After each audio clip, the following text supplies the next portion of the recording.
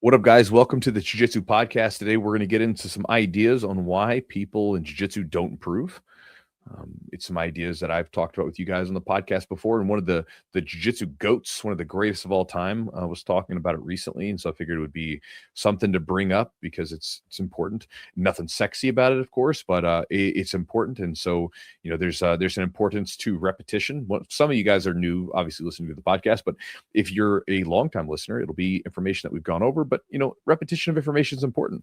Sometimes things don't stick with you the first time around, right? Like if you guys learn a technique, sometimes the technique doesn't stick with you the first time.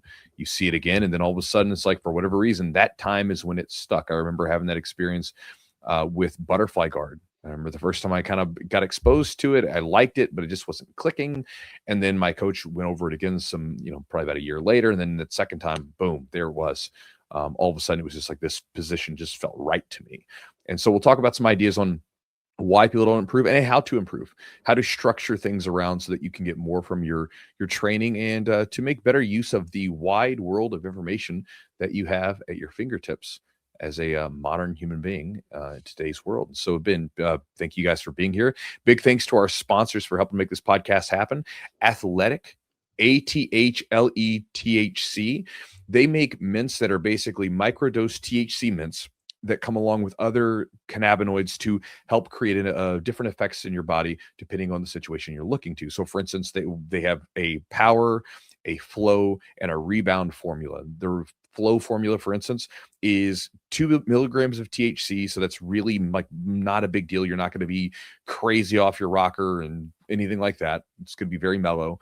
But on top of that, it has a blend of CBG and CBD compounds to it, about 12 milligrams of those. And that sort of blend of cannabinoids can help work harmoniously together to elevate your mood, sharpen your focus, and help unlock a little bit of creativity, which can be nice for us in jiu-jitsu. A lot of times when you're trying to play around with new stuff, as we'll talk about in the podcast here, and trying to be more creative on the mat, sometimes those things can be helpful to put you into a particular mindset to make that happen. If you guys want to check out any of their products, couple things. One, they have a military discount. So if you were a military man or woman, you can message them and email them on their website. You can get a special discount.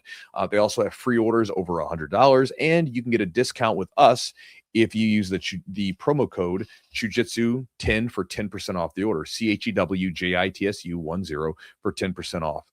And if you guys want to check them out, it's at athletic, ATHLETHC.com. Also, big thanks to our buddies over at Epic Roll. Epic Roll is one of my favorite jiu-jitsu brand companies out. I've been with them for a long time. I absolutely love their no-gi stuff. I had one of their gis recently when I was at Indy, but I didn't need it. Just had it as a backup. But I get my gis and my rash guards made through them at the gym, and I love their rash guards personally. I think their rash guards and their shorts, to me, it's some of the best in the business. I've worn all sorts of different companies. Some of the companies where you're paying like $100 for like a rash guard or something like that. They're fine, they're great, but I think the quality and overall like comfort and everything else, Epic Roll is top notch. If you guys want to check out any of their stuff, whether it's the rash guards, t-shirts, gis, whatever it is that you're interested in, you can check them out at epicrollbjj.com, and the promo code is Chewjitsu20 for 20% off the order. And if you guys ever do buy a jiu-jitsu rash guard and shorts anytime in the near future, it'll be made from Epic Roll as well, just letting you know. Also, thanks to our longtime sponsor, Charlotte's Web. They're one of the OGs in the CBD space. They've been around for a long time. They make a lot of cool products, everything from your traditional CBD products and CBN products. They also make functional mushroom products with reishi and lion's mane that have other supplements into it, sort of to help again create certain effects, rest, relaxation, stress management, all that kind of stuff. And so again, if you want to go to their website, go to charlottesweb.com, take a look through the different products that they offer. And if you find something that you like, you can get 30% off the order by using the promo code Chewjitsu30, CHEWJITSU30 for 30% off the order. And again, my recommendation with any of this stuff, if you decide the supplement route, is just try it for yourself and see what you think. I've used all the supplements and everything that we talk about here on the podcast, and they work great. But I always tell people sort of test it out for yourself and see what you think, because everybody responds to things differently, right? So what you need might be different than what someone else needs, and you might feel something different than what someone else feels. I personally like the Charlotte's Web products as kind of they're in my toolkit for recovery. You know, as an old guy who's not old, but getting older, I'm always looking to make sure that I'm recovering as best I can. And it's one of the things that I keep in my arsenal, typically at nighttime, to help me recover better. If you want to check them out, charleswebb.com.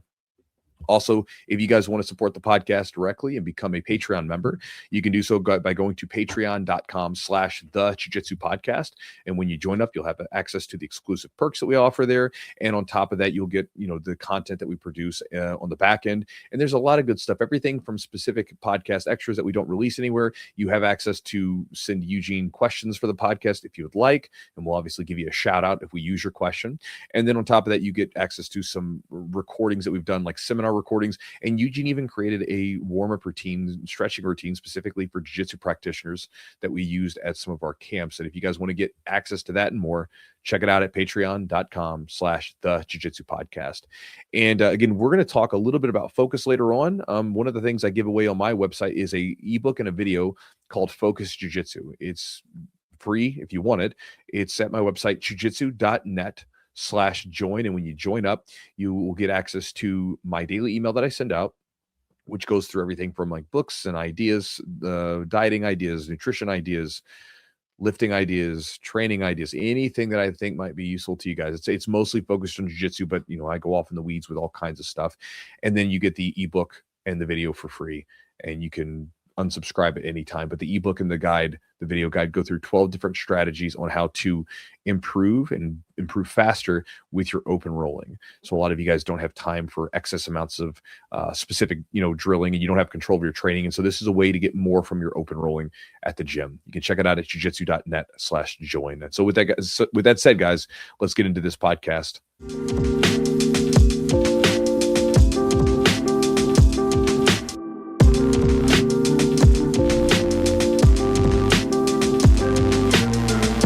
What up, guys? So, recently I was coming across an article, and it was by one of the jiu-jitsu goats, greatest of all time, Gracie, which for me, there's a lot of good jiu-jitsu guys out there. He's one of the best.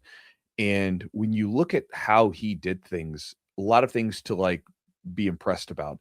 He had his run in 2009 where he basically submitted everyone with the same damn collar choke from Mount, just about, right? Submitted all his opponents, both his weight and the open weight, best black belts in the world. And his game was relatively always pretty basic, pretty simple, right? Fundamental jiu-jitsu. Like, you could be a white belt and look at what he does and be like, okay, I kind of know what he's doing. Whereas sometimes you can watch some guys where they have a more complex game, and you look at it and you go, what the hell did they just do?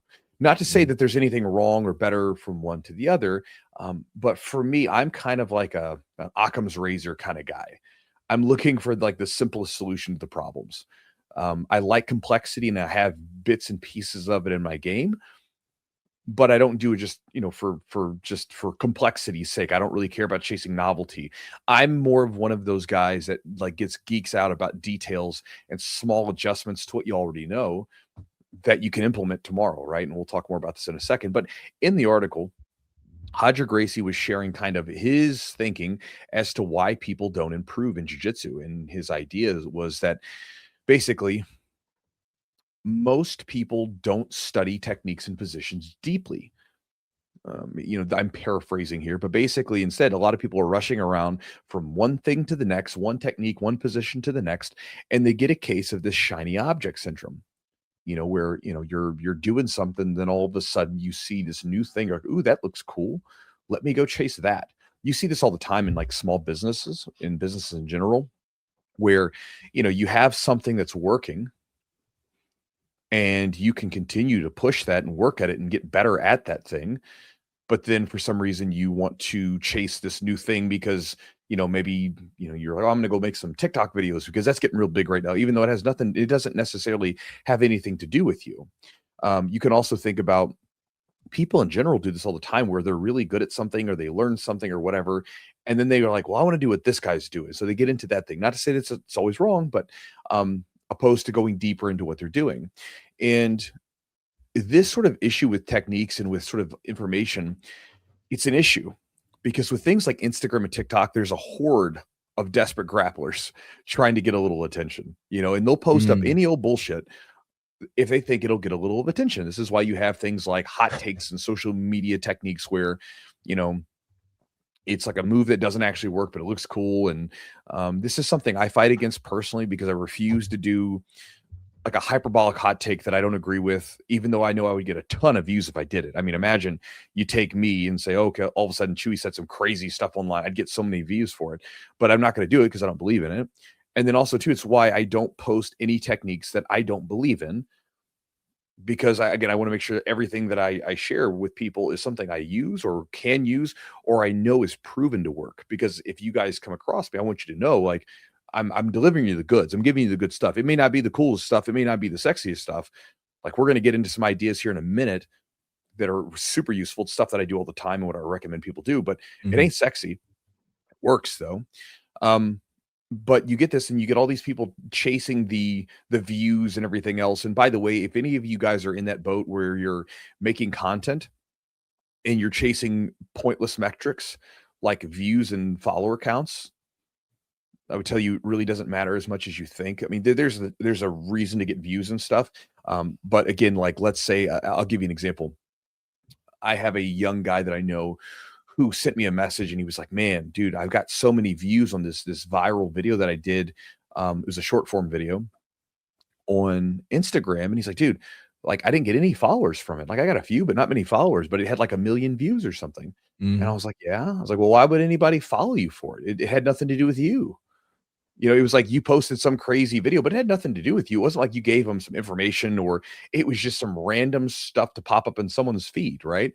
And so again, just letting you know from someone that's been doing this stuff for over 10 years and has made a living, made a good business on the back end doing it, that stuff really doesn't matter that much of the views. The views and the follower counts, those have like become, unless you know what you're doing with it, has become these vanity metrics that the machine, the social media machine, because you got to think the social media, the only way that they work is if you keep producing content. And so you've got this army of content day laborers who basically never get paid any money. They make almost nothing,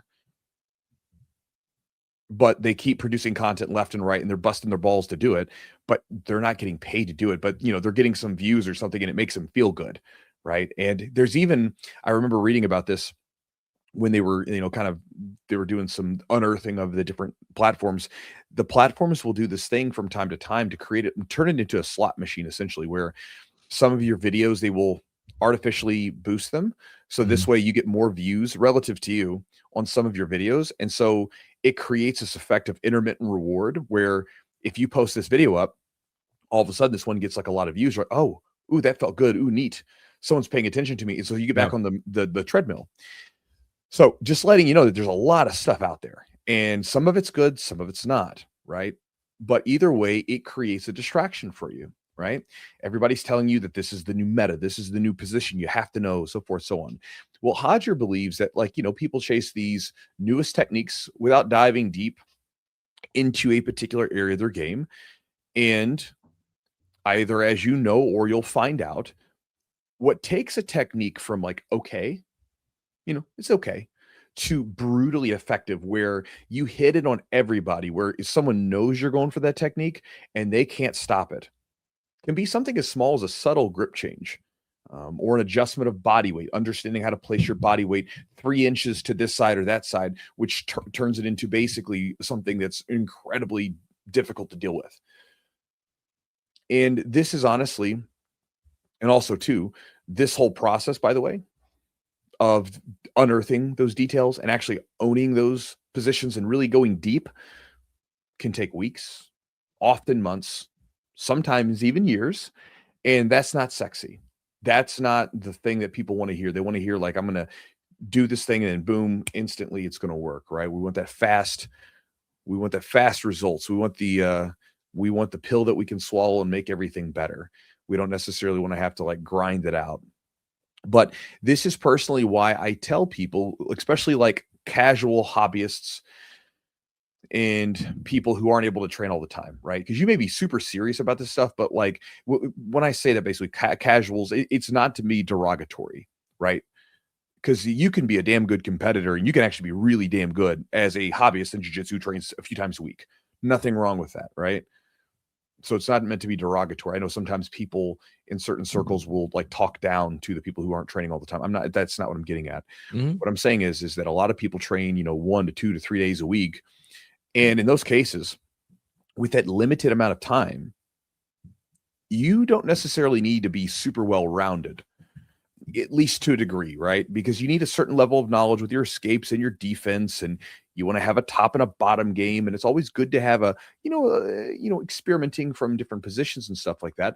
But you, with your limited time, are going to be better off diving deep into a position to be effective with. Right now, I'm saying if you're a beginner, you're still learning stuff. But if you've been training for a few years, you start to kind of get a read on your game and the things that you're good with. And it's at that time you want to go deeper. It's like this idea with books. I have a lot of books in my, like sometimes I do videos where I've got my bookshelf behind me. There's lots of books. I've got books all over the place. I like reading. That's something that I do for enjoyment. I don't sort of do it as like sort of some weird competition / dick measuring contest. I just enjoy reading books. That's what I like doing. And so it's one of my leisurely things, like one of my hobbies, I guess you would say, because like someone was asking me about my hobbies and I'm like, well, I converted some of my hobbies into businesses, right? So there's that. But one of my hobbies is reading and keeping a commonplace journal. You familiar with that, Eugene? Yeah, we talked about it. Yeah, so that's like one of my hobbies. I enjoy doing that, and so the books are around just because that's my space, right? I can't have books all over the place, so they're in my office and my studio. And commonplace journal, which you explain, is kind of like where you find these ideas, you kind of put them all in this journal, something, then inspiration, things are useful. Yeah, that's it. All the information that you come across, you have some catching system for it so that you can retrieve it for later, right? Because otherwise, what the hell is the point of digesting this information if you can't do anything with it, right? Like if you read a book, so maybe you're reading like a science fiction book and you're just doing it for enjoyment. But like if you're reading something or watching an instructional or whatever, you're probably trying to extract that information so it changes you. Yeah. It's kind of hard to do that if you just passively read it. Is that the way you do it? Like, so right now I'm studying for an exam. I'm trying to study for this kind of, pretty big exam. And I'm like, I haven't studied in a long time. And some stuff I know, some stuff I'm trying to memorize, but like, what are you like, how do you like to digest information? And that could be a book, that could be an instructional, that could be. I do it the same way. Yeah. So like, if I like, let's say if I'm, well, first off, if it's a little different. If it's a book, I'm highlighting, I'm like, dog-earing the pages. I don't like doing that. It's just like, I can't, like, I like to keep I don't know, man. Destroy those fucking books, man. Do you know why? Probably because I used to collect comic books and I still do to some capacity. I get those omnibuses, those collected editions. And I'm like very like gentle with them. And if I get some for my kids, I'm like, be careful. Don't, bend the pages and stuff. And I don't know why. I've always done that. I think I always try to really be, even with books and stuff, just like really careful with them. But like, I get it. Like you want to use them. Like, look at this stuff. Like this one's like the pages here. Like I've got tabs hanging out. Yeah. I've got here. Yeah. We go to different sections. Like there's writing everywhere in it. Like to me, if you're just reading, it's Peak. It's Peak. It's a real good book. I like that one. Yeah, I'm reading it right now. Well, who's the author?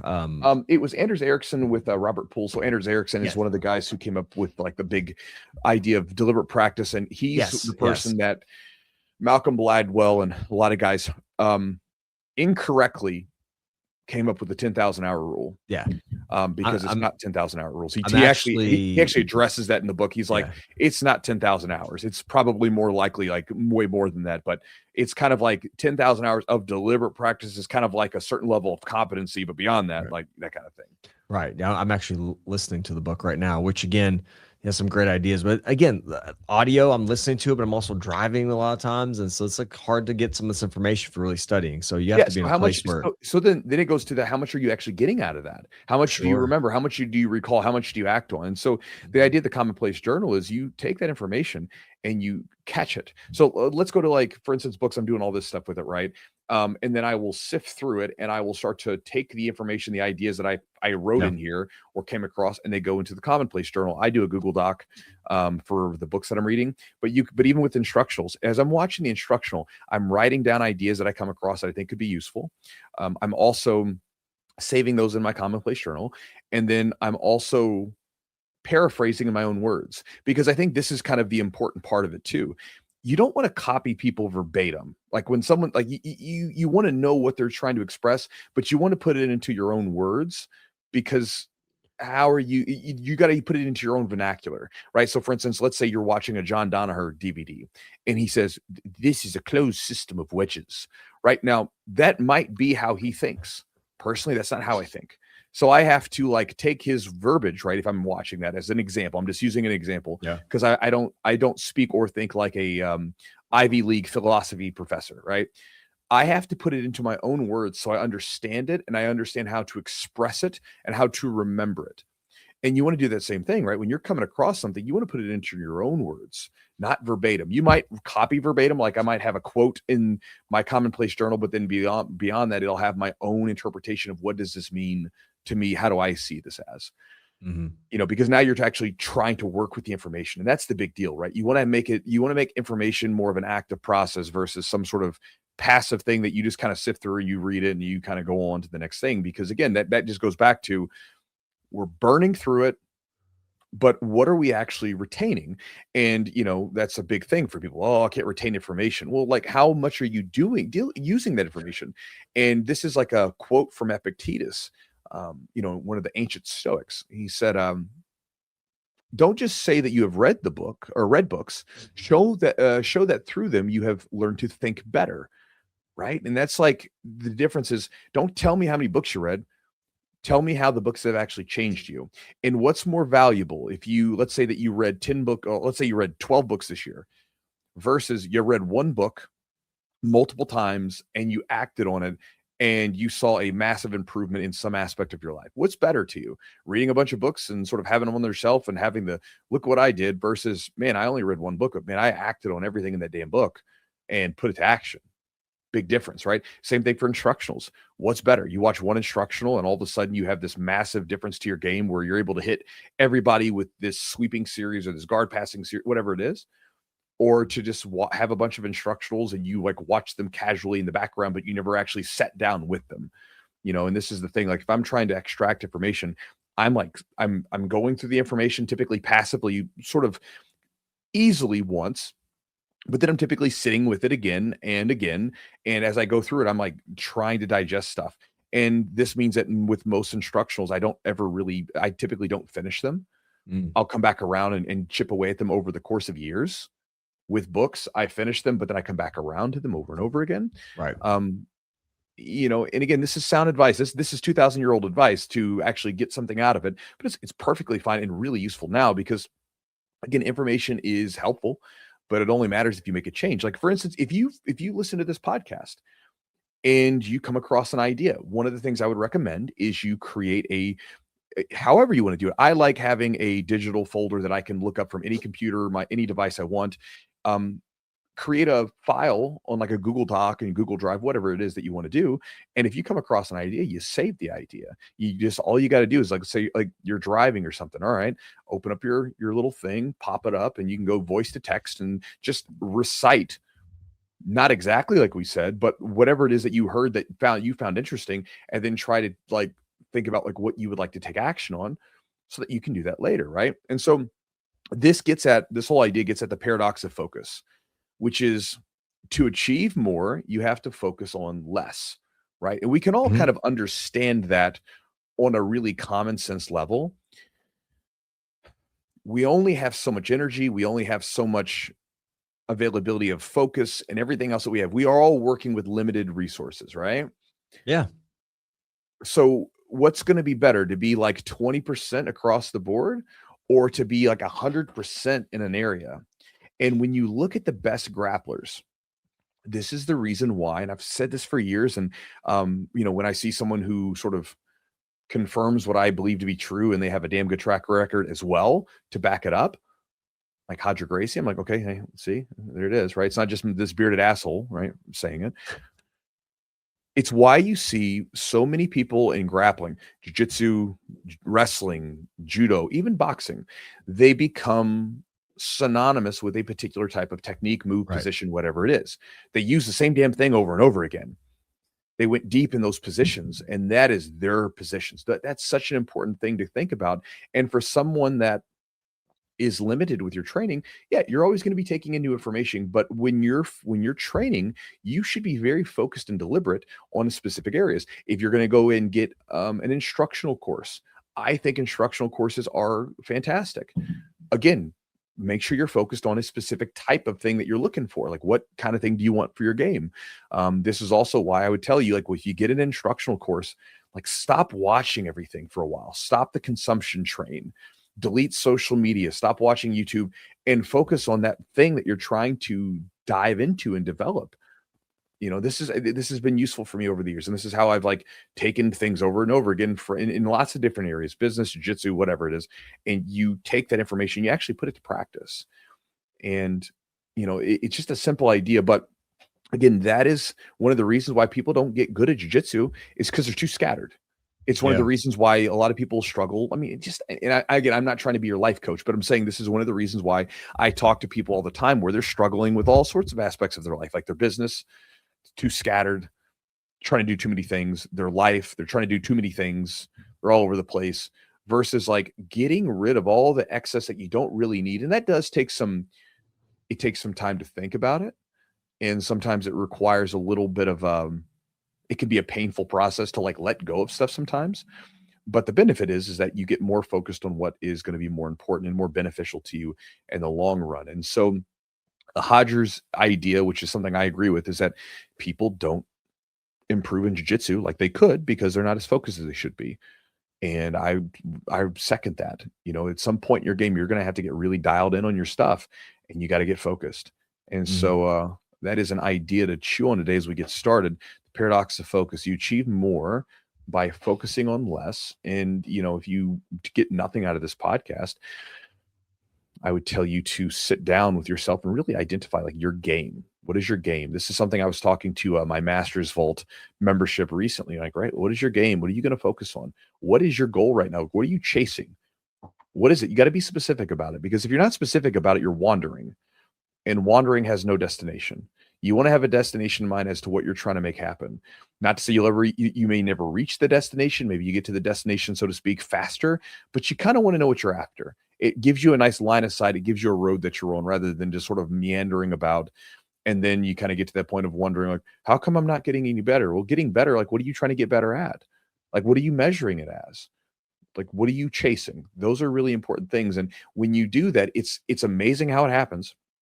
I'm sure you've had this experience, Eugene, where you buy a car, and then all of a sudden, as soon as you buy that car, you see the car everywhere. But before, you never saw the car anywhere. You know what I'm talking about? Yeah. Well, it works that way with your game, where if you get focused on a particular armbar or, sweep or takedown or whatever, and you start to really zone in on that for a long period of time, I always recommend a bare minimum of at least 4 weeks. It's amazing how all of a sudden, when you start looking for it, it just shows itself. Like you don't know how it does. It just comes, you find it. It happens. And so this is the idea for you guys. If you walk away with nothing else from this podcast today, as we continue to go on to it, really zone in, find something to focus on. I give you guys, if you want the free guide, I give an ebook away on my website at jiu-jitsu.net/join, which I always plug at the beginning and into the podcast. It's an ebook and a video guide to give you some ideas on how to get more focused. But again, focus on something for a solid 4 weeks. And then, if you're willing to, even go longer than that, because I would tell you that a lot of the positions that are my A game stuff took like months and years to really develop them. And it doesn't mean you have to always stay there. You can bounce around a little bit, but you do want to give it at least a focus, like 4 weeks, maybe 3 months. You can make some really incredible changes if you do that, with anything that you do. And so that's the idea to chew on as we get started today. When do you think people, and you have your Master's Vault or your vault where people kind of chat with you, when do you see most people start to kind of hone in on stuff? And is there an average time? I mean, like sometimes we have, like we talk about, we have the buffet belt, right? We have certain belts where like you're just trying to get exposed to everything. Yeah. And I feel like, if I had to guess, and you can give me your opinion on this, I would say probably blue belt is where you start kind of figuring out what you like. I think white belt, you're still kind of, you're going to learn stuff.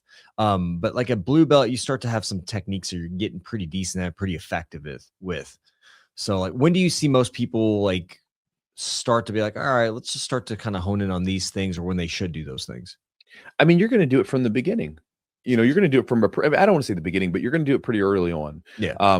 Because as a white belt, you're going to start to find yourself in certain positions and areas over and over again. Yep. You're going to find that you start to like certain techniques more than others. And so you're going to early on come across some stuff that's going to just seems like it fits, or it's going to address a problem you have. Like, okay, for instance, like as a white belt, we always say that survival is one of the biggies. Yep. Okay. Getting into a position and not being submitted left and right and being able to defend yourself. Perfect. There's your focus. Let's say you're getting smashed in side control. Well, there's all kinds of great information on how to defend that and how to escape that. Most people ignore that because they just want to, like, again, it goes back to this overly competitive thing where they want to win, right? I want to versus like, I want to go get on the bottom and get my face smashed so I learn how to defend this stuff. It's what you need though sometimes. And so, it could be as simple as saying, man, I'm getting stuck in side control. Let me start to like look at all the, side control escapes stuff that I can find. There becomes your focus.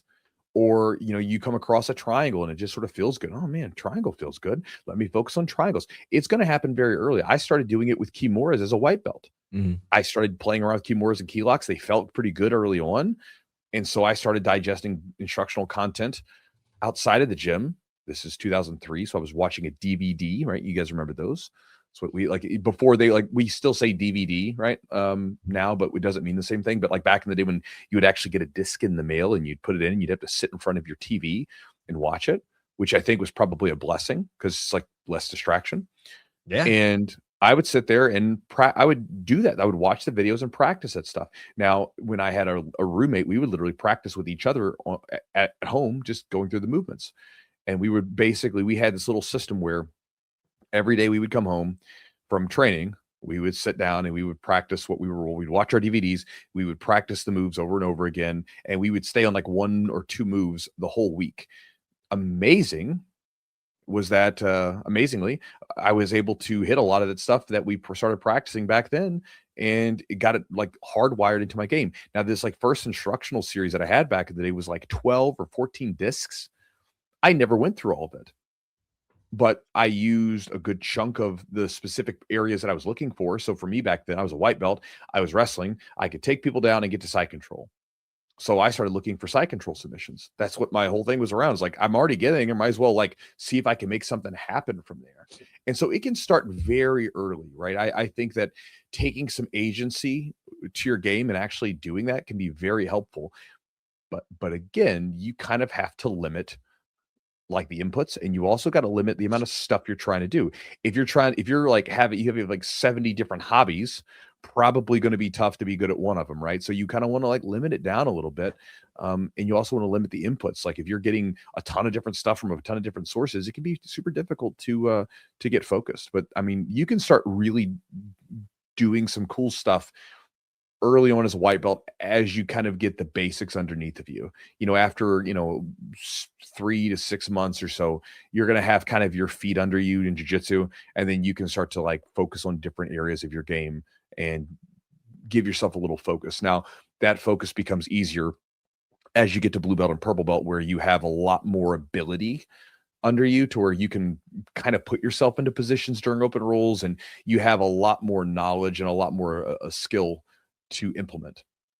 Yeah, I think especially when you get a little bit more experience too, you start to kind of, I don't want to say riff, but you kind of get to like, sometimes you'll make stuff up. Like you'll find certain positions by putting yourself into some different techniques or different places, and you'll find, oh, they're like you said, oh, here's the armbar again, or I can get to that armbar from here. Then you start figuring out almost like in some ways you can reverse engineer it. That's a way to do it too. Let's start in the position. How did I get in back out and figure out how to enter in? Because a lot of times the entries are the most challenging part. Once you get into a position where you have the Kimura grip, you're probably almost there, for example. So it's like, how do I reverse engineer to get there?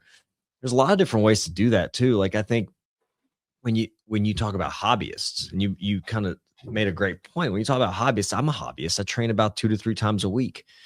And I have to do things outside of the gym to kind of hone in my technique. So I know what I'm working on, when I'm in the gym, and I do that. I try to focus on those things. But then outside of it, it's like you said, let's look at some instructionals. Let's write down some notes. Let's look at people. Like you said, there's elite athletes, elite grapplers that are synonymous with certain positions. Yeah. You know, you have like Marcelo Garcia, butterfly guards, one of his, an X guard, and things like that. He's very good at certain. So it's like if you're trying to develop those things, watch those people and see how they implement those things in live situations. Which brings up the other point of like if a technique is bullshit or not. It's like, do you ever see it get hit at the highest level? And if you never see it, like there's one guy that does all these weird chokes. He shows all these videos, these weird chokes I've never seen. And I'm like, I've never seen this work. It looks cool as shit. If somebody's not defending, they're just kind of like laying there, but like I've never seen it. I've seen people hit the basic bow and arrow choke, you know, basic arm bar, you know, triangle. I mean, like that shit works always. Yeah. I mean, dude, this weekend, like I was doing basic collar chokes. I mean, like basic Jiu-Jitsu 101 collar chokes. Like tapping out black belts who are actually that are relatively tough. I mean, they're like, you know, there's always different levels to stuff, but guys who like, you know, some of the competitors that were there, one of them placed at Euros, one of them won several matches. He may have placed at Master Worlds last year. Some tough dudes, you know, and won MMA fights. You know, these are tough dudes, and you can finish basic stuff if you know how to do it well. I mean, Gracie is the most perfect example of that. Literally a cross collar choke, X choke. Is that what he does a lot of from out? Yeah. I mean, like that's right. The easiest. And some of it's just tweaks, right? Like I was actually showing, we had gi class and I was teaching, you know, like somebody was asking me about a basic X choke. And I was like, well, the casting movement of the wrist, add that in. And then you start to like, oh my God, shit gets way tighter quick. Yeah. And it's just like simple things. Like you said, you find one tweak and then you start to implement that tweak, and all of a sudden your position that was not working, all of a sudden now it's working. Yeah. And then it gets you that excitement. Then you figure out, well, how else can I get to that position? So I think I don't know. Like, I think you have to spend time outside of just training as well to kind of hone in on your techniques. Yeah. It's useful to reflect a little bit, right? Like what's happening. Then try to figure out, okay, like what's happening, and then look for ideas around that, right? So like what positions are you getting to? What techniques are you already working with? What areas of jiu-jitsu just sort of seem to happen for you? That whole thing, right? You know, you can very easily find places to go with jiu-jitsu. A lot of people say that they don't know what to focus on. I'm like, well, like I can easily ask you, well, what positions are you already getting to? What positions do you find yourself in the gym all the time? There you go. Those are some good starting points. Yep. Right. Whether you're getting put in positions or you're actively going for them for no reason, you're just kind of doing it intuitively. That's a good place to start. So as the young folks say, if you're spamming a position, so let's talk about the other side. Spamming is like kind of just hitting the same thing, going to the well over and over. Yeah. That can be a problem too. And how do we have the awareness, or how do you recommend people have the awareness that maybe they're doing something too much and their game is not evolving enough? Or maybe when are you ready to try to go and work on different avenues of your game? Well, I mean, you know, there's no perfect science to this, right? I agree. But here's something to think about. One is if you're going into a spot and you're always getting like, you know, let's say for instance, if you this was a problem for me at one point when I was a lower belt. I was hyper fixated on top and submissions and I had no guard game. Get me on my back and I was a fish out of water, was dead and it's just done. So obviously I had to work on my guard game. That was a clear example. I was deficient there. There were other times too where my game was very hyper fixated on a certain area and I wasn't expanding. See, there's a difference because you can play the same position, but you can be expanding that area. Right? That's perfectly fine. So something that I'll do now a lot of times is if let's say something's working for me and I've been doing this and I feel pretty successful to the point where I feel like I can do it without having to think too much about it. It's pretty efficient, pretty easy. Well, then it becomes, let me tinker with it. Let me, like, let's say, for instance, let's say I got a really slick arm bar. I might get to that arm bar and I might let allow it to be loose to a degree. So this way the person can escape. And I see, well, where does his armbar lead? Where does it go?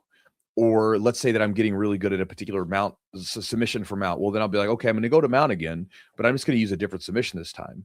Or, let me say that I'm wanting to look up in an instructional. Well, let's say that I've got a really good back mount. Well, I could look up an instructional that has back mount stuff. I've already got the back mount position nailed down. So then adding in some more stuff to the back mount's not going to be that difficult. It's easy to expand. But if you said, okay, like, I've got a decent full guard and half guard, and then I go and buy this instructional on like inverted De La Riva, not to say it couldn't work, but it might be difficult because you have no experience in that position. Now you can get that experience and you can get that position online, but it's going to be a more difficult struggle for you, especially if you're not training all the time. If you're like a young person who has no life responsibilities, they have no kids, they have no family, they have no job, they can do whatever they want, right? They have a different place in life. But if you're, got limited time, you'd like to basically make use of what you got already. So if you're looking for information, you kind of want to say, well, I'm already strong from these areas, or I have some experience with these areas. Why not build off that? Why not expand off that versus trying to develop something brand new?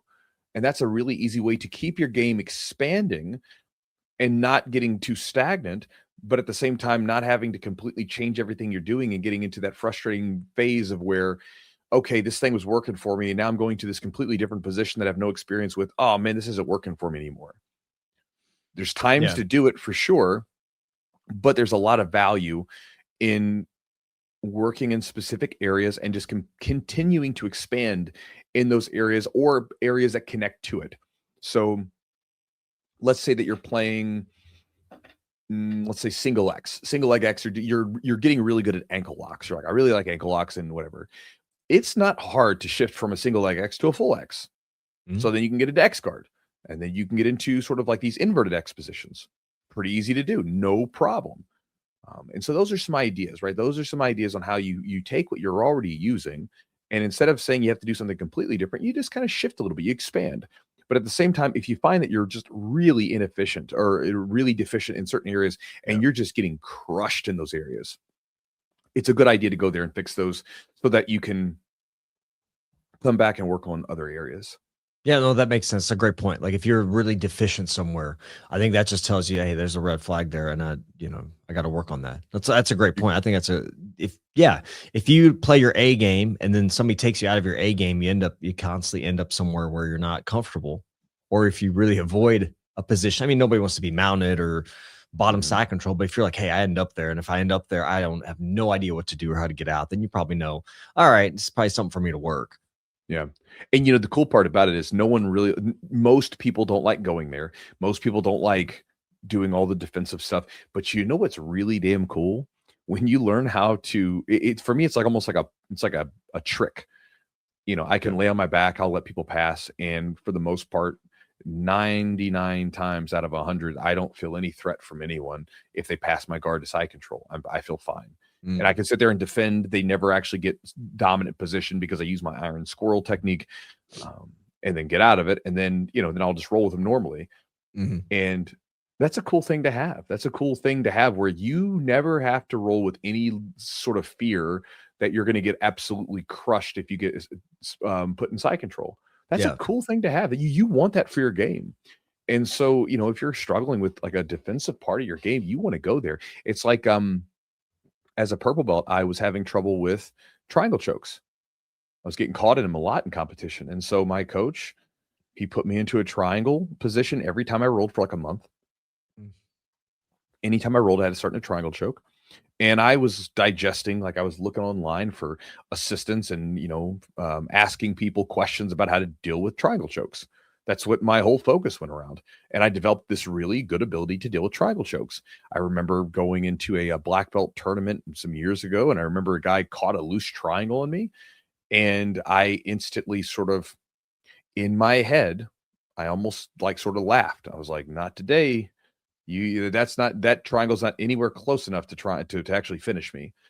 And again, that literally started off as just a 4-week focus. And then after that, I never got caught in a triangle in another competition again. Like just 4 weeks. 4 weeks of like hyper focus on something. It's amazing how that works, right? And I obviously I got caught in triangles in the gym. That's a little different, but in competition, I was able to escape them if they got on me. And so again, those are, it's just a simple idea. It ain't nothing sexy about it. Yeah. But that's what it actually looks like. And we all know this level of focus and like attention to detail on something specific is really powerful. We know it is. But you're allowing yourself to be sort of pulled constantly all over the place. And I know that people will say, well, I've got this going on, that one. And I understand that. I got stuff going on too. We all do. And even as like a guy, like I don't just get to sit and do jiu-jitsu all day. That's not what I do for a living, right? Like it's part of what I do, but like it's not the only thing I get to. I have to do a lot of other stuff, multiple businesses, kids, family, the whole thing, right? Sure. But a lot of people, if they were honest with themselves, just have too much entertainment. I mean, it just is what it is. You know, you're binge watching shows on Netflix. You got your phone hooked up to social media and you're friggin' like flipping around on it at random times during the day for no reason because we can call it what it is. You have an addiction to it. Not everybody does, but again, a lot of people do. And again, addiction sounds so terrible to say it that way, but what I mean by it is something is negatively affecting you and you can't stop. Right. That's addiction. There's dependency. Dependency, like a lot of us have a dependency on caffeine, which seems to pose no real hardcore health risks to us. But we use it all the time, right? There's addiction though, which is posing like negative side effects to you. And again, a lot of people don't realize they've never looked into studies. They've never really like most people have never done like a 30-day, like completely not use social media on your phone. So they don't realize how much different your thinking is, how much clearer your mind is, how much more time all of a sudden you have, and how much energy you get from doing it because of the fact that you aren't just stuck in this thing where you're constantly taxing your brain. Because every time you flip your phone up, fiddle around a little bit, and then go to another task, your brain's having to work out. It's having to fight that again. And that's a lot of wear and tear on your brain, so to speak, because it's constantly switching from one thing to the next, opposed to being able to like fixate on one thing deeply for a long period of time. And it's just, again, and I always talk about this and I always rail on this, and I'm sorry, guys. I know I do this all the time. But if I get to like one person, then good, right? I actually had a guy send me an email recently. He was like, hey, I did it. Like I went on a information diet, as I call them, right? And he's like, dude, it's so useful. I did it for like 3 weeks and I don't really want to put it back on my phone, right? Like he's like, it just feels good to like not be constantly, stimulated from someone's propaganda garbage on like, social media. And it's also given me clearer like thinking, and I don't feel as exhausted at the end of the day because my brain feels pretty sharp still. So if I get to one person, then good. All right. I have a question about social media. Yeah. Interesting. This is very open-ended, and I'm curious. Since we were talking about social media and jiu-jitsu, how do you feel like social media has impacted jiu-jitsu? Could be good, bad, whatever. It could be a little bit of both, because we have exposure, a lot more exposure to different people and different things. But however, there's also, pros and cons. So overall, like, what's your opinion on like how's it impacted jiu-jitsu? I mean, there's the good side of it. I think YouTube is useful because you can search it, right? What like if we don't? Let's not do YouTube. Let's just do like Facebook, Instagram, TikTok kind of stuff. I like mean, those are more of the short form. Is there benefit to short form, for jiu-jitsu? Short form, at least in my opinion, a lot of times leads to like sort of masturbation, right? Like, so to speak. So like basically it leads to this masturbatory nature of like where you see something, you think it's cool, you save it, you never do anything with it. Now it can be useful to like observe because sometimes you'll see matches and stuff like that and those things. And those can be useful sometimes. The rub, especially with the way that the social media platforms are designed right now, maybe 6-7 years ago, I think Instagram and those things were a little bit better because like what would happen is if you found someone that you liked that was giving you good information, you followed them and the feed would constantly feed you their stuff, right? What it is now though, is it's algorithmically driven. So if you make a post, so let's say that you have 100,000 followers on like Instagram or TikTok. I'll say Instagram because TikTok's it's a different animal, and I don't really mess around with it. Instagram will give you like a very small percentage of your followers list. A very small percentage will see it unless you pay to get it out to more people. Okay, so it's pay to play. But if you put out something that is provocative, that is hyperbolic, that is whatever, that basically sort of excites something in them, and it gets a lot of engagement, it will push it out to the algorithm, right? And so what happens is that the humans are good at climbing ladders, right? That's what they do. You put a ladder, you put a game in front of them, and they want to climb to be the best of it. And so we watch our children do this. They just figure things out with that. You don't have to tell them the rules. They figure it out. It's no big deal. They just figure out how to do things.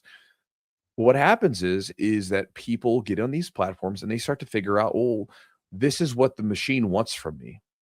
So that's what I'm going to post. Now, it may go against their own morals and beliefs. It may go against their own sort of whatever, but they just post it. Like I've talked to guys before that that do social media content. They're like, yeah, I don't really like posting it, but trying to get engagement, And so it leads to this hotbed of everybody saying just crazy stuff. It's just like everybody's saying crazy stuff. You'll get these blue and purple belts that'll just say the craziest, wildest stuff because they're just desperate for attention.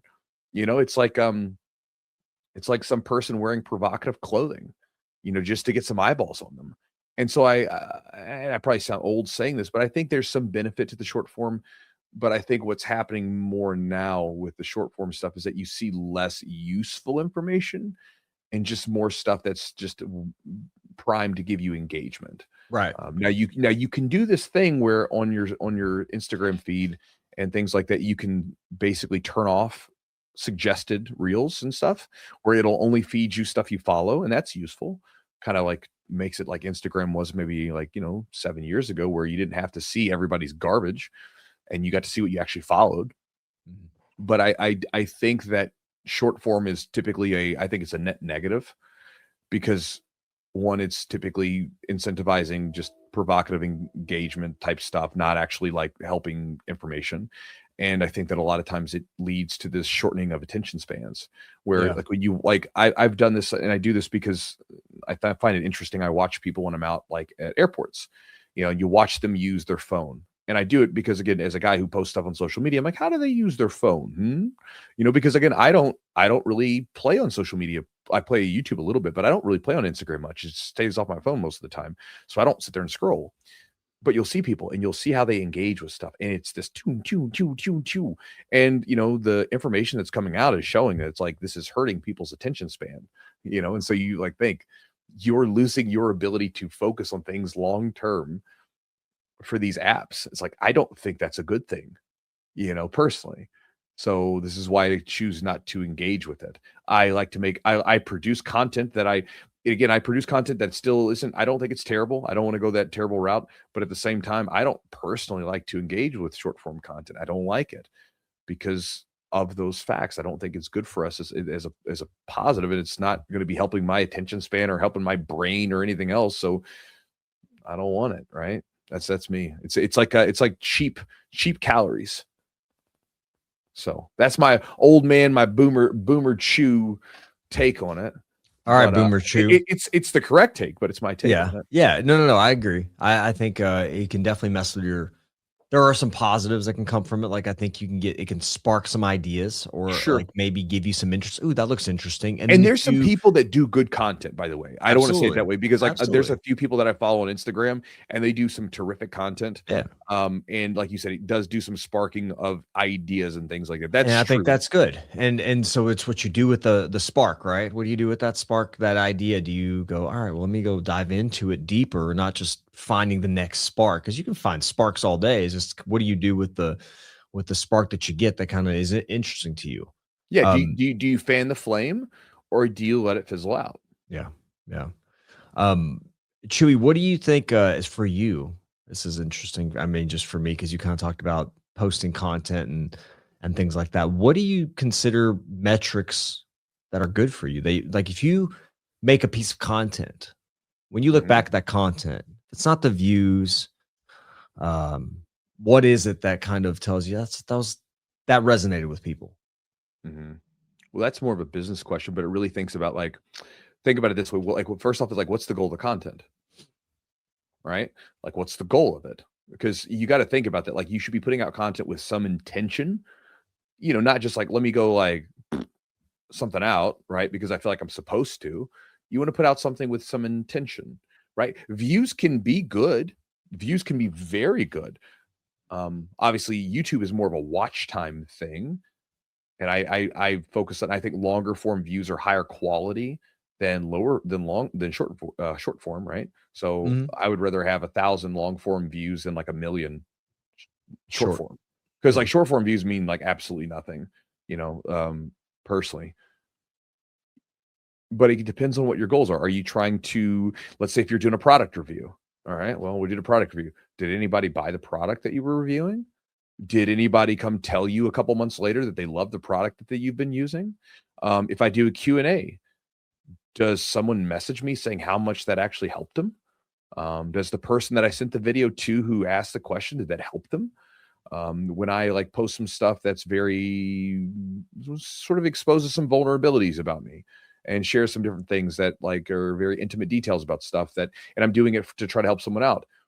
Like there's one video I did last year where it was like I went into some deep stuff, some painful stuff that happened in my life, and the video did poorly from the sake of like just pure views. Like I think it got like maybe 3 or 4,000 over the course of like the first 48 hours, which isn't much for me. But I had probably a dozen emails sent to me from people who had the same thing. I'm like, well, that really struck a chord with people. Yeah. I'm glad I made that video. That really helped out a lot of people. That's great. If you're running a business, does it get people to, join your thing, buy your thing, come become a member of your thing, join your newsletter, whatever your goal is. Again, it depends on your goal. Those are the things that really matter. You got to think about like the end result that you're trying to reach. Most people put out content and there's nothing else to do beyond that. It's like, hey, just pay attention to me, please. And I'm desperate for attention. Look at me. Versus, hey, like this is just the starting point. That's kind of what the content stuff is, and if you understand how to use it as a business, you can do cool stuff where you can help people out a lot and you can make a good living on the back end, but you got to know what you're doing with it. And it does not require you to be over the top to the point where you have to sort of like sell your soul to make videos. You can still be whoever you are and you can give people really good stuff and you can help people out and you can do it the way you want to do it and still do just fine, even if you're not making like a bazillion views for every video. Yeah. Getting some comments like on YouTube, if I get some comments like that was helpful, like thank you for that. Those are good. Those are things. Seems like that's kind of the same idea. You're getting emails and things like that, but like if I post something like just getting some feedback on it that's positive, I think it shows me that people enjoyed it and it was helpful. And the other thing I try to think about, and maybe you do this as well, is like, would I want to watch this video? Is this something I'm interested in? Because you want to make stuff you're interested in too. I mean, obviously, people are going to ask you questions about different things, but Yeah. like, was it something I enjoyed? Because some videos, like you said, and I've had the same experience. Like I'll make a video and I was like, this is gonna not do well, and it does well. And then you make a video like this video is gonna be awesome. Oh my god, I'm excited about this one, and it just doesn't do shit. And you're like, it's like you can never have a read. You just never know. Sometimes it's just what resonates with people. But like I think making things that you're proud of, and if you get feedback, positive feedback, I think it's important. Yeah, it's stuff that that's like integrity, right? Because Sure. if you're putting stuff out there that you're happy with, that you feel proud of, that's like a good thing. That's your integrity. Yeah. And I think that's generally a good thing. Like why do you want to like put out like for some like someone was talking to me the other day, there's like, hey, thanks for being one of the jiu-jitsu guys who's not a complete asshole or something. And like I already know, like if I was more divisive online, I would get more views, I would get more attention, Yeah. but it's not who I am, right? And I'm not going to be that way just to satisfy the algorithmic overlords. I'm not going to do it, right? I'm going to be who I want to be. And again, you can do just fine. And I think that's a thing where um, I've seen this more and more with younger guys. Like there's a young guy that I know who's he's normally a pretty chill guy, but some of the content I saw him put out recently was very like, I watched, I was like, "Ooh, this is weird." It's like he's just trying to be like a hot take guy to get attention. And it reminds me, I'll tell you this thing. So I remember years ago, this is like probably 10 years ago with Instagram, you could watch it where you would watch some Instagram influencer person and you could scroll, because this is something I did years ago. Is I would when I was studying these different platforms, when I was getting online, I would study how these people got big, and I would go to the beginning and I would watch and see how their content transformed, because a lot of times who they were in the beginning shifted into someone else, right? And these different things happened, and you would look at, say, like some influencer, man or woman, and you'd look at the beginning and it would just be them, whatever. And then all of a sudden, like, they would post a picture with like maybe some less clothing on, we'll say it that way, right? And all of a sudden they got a lot of likes. And then you would just notice this thing where less and less posts were about the other stuff and more posts were just them with less clothing on. And then it became the thing, right? Oh, here's look at me half naked. Look at me with my shirt off. That's it. That's all I'm going to post because that's what gets attention. You see that same thing happening now where it's just like, okay, like, again, people are going to play to the game that they're in because they think that that's what they have to do if they want views and stuff. And that's okay, but you don't necessarily have to do that. And I would tell you, from the content creating side of it, I'm not saying you can't make money and things like that doing it, but like, if you're just the king of the hot takes, people are not going to come to you as like the person who, like, I want this person to like show me the way, to help me out. I want to go to this person's thing. Like, they're just going to see you as this sort of loud, obnoxious person who talks about stuff. There's people that get away with it because of their abilities and skills.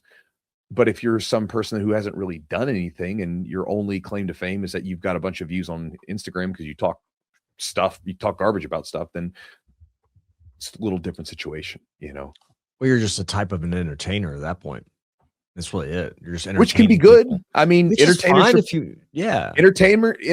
are paid more than educators. I mean, but I'm just saying that, like, you're going to be kind of a dime a dozen because everybody's doing it, Well, what's your integrity about it? Like, do you believe in what you're saying, or are you saying it just to ruffle feathers? I mean, what it is, like, it's funny to me to, like, there's certain people in jiu-jitsu and they come off a certain way on social media, like either nice or kind of very divisive. And then people meet them. Oh, they're a lot nicer in person.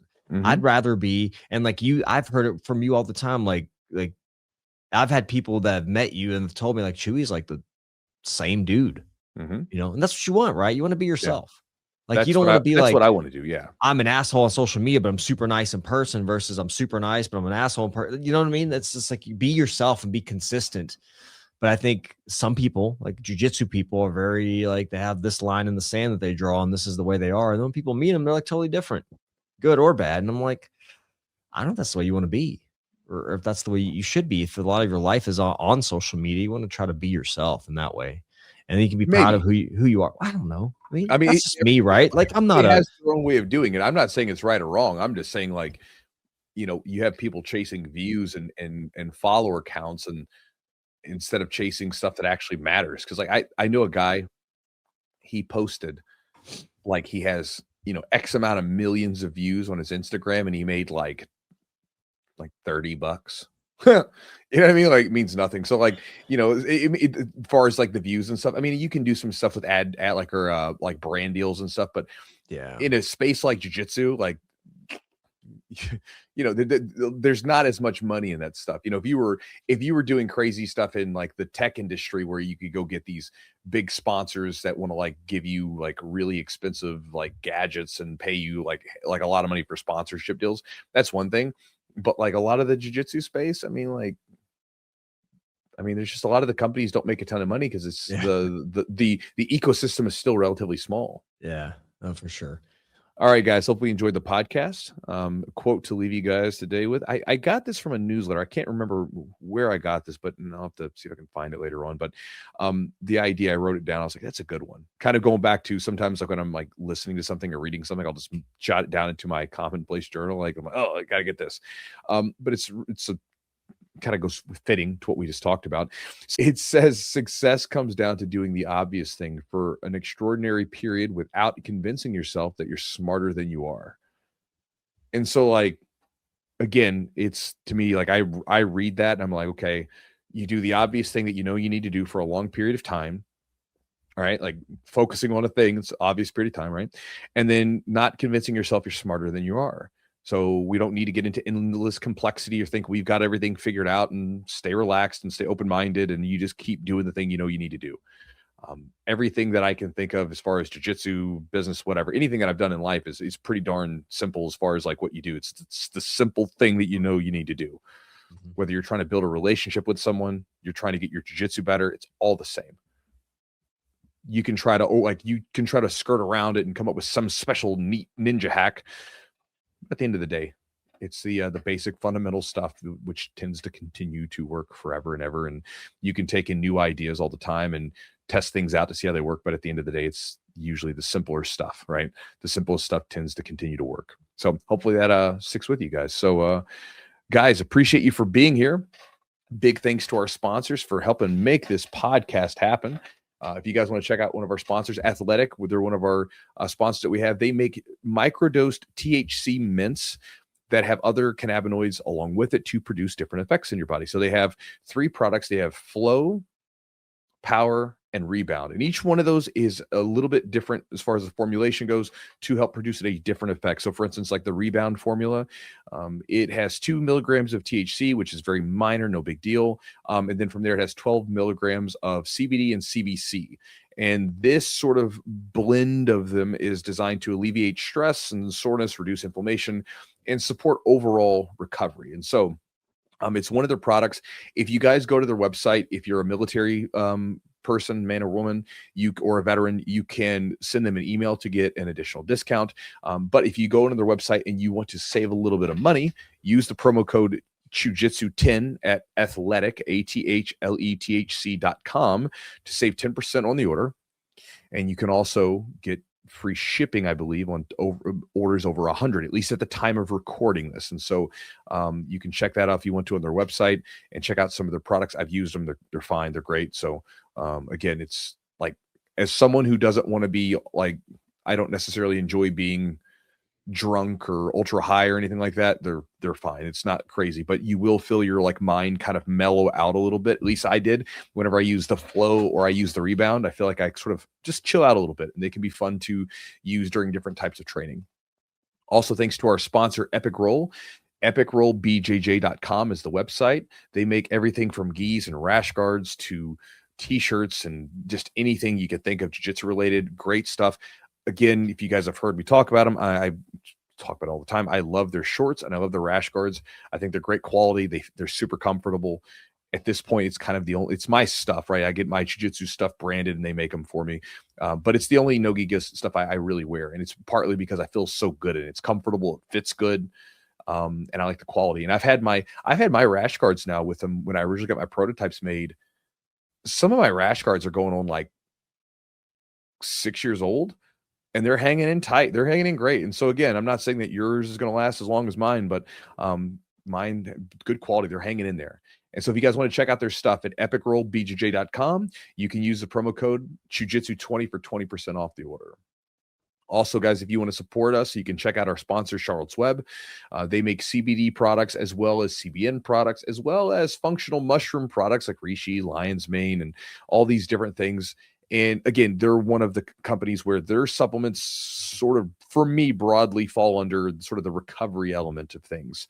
The older you get and the more you're training, the more you're trying to do anything you can tweak to get some recovery out of your system. Obviously, diet and sleep, those are important. Stress management's important.